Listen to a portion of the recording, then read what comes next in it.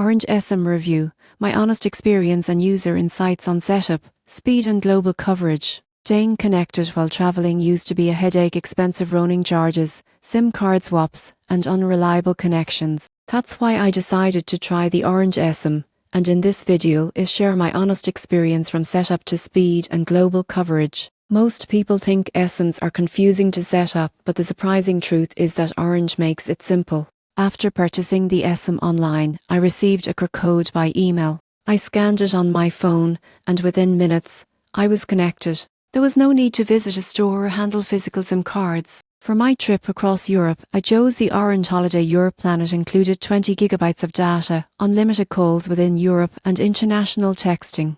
The speed was impressive. In Paris, I consistently got over 100 megabits per second on AIC. Even in smaller towns across Italy and Spain, the connection stayed stable and fast. What really stood out was the coverage. Orange partners with major networks in over 30 European countries, so you're rarely out of signal range. I used Google Maps, YouTube, and WhatsApp calls without any dropouts. However, the eSIM isn't perfect. You can't top it up easily once it expires. You often have to buy a new plan. And outside Europe, Orange's roaming can get pricey, so it's best for regional travel. Overall, if you're traveling through Europe and want fast, hassle-free mobile data, Orange's eSIM is one of the best options. It's easy to activate, works reliably across borders, and saves you from the nightmare of finding local SIM cards. Definitely worth it for travelers who value convenience and speed.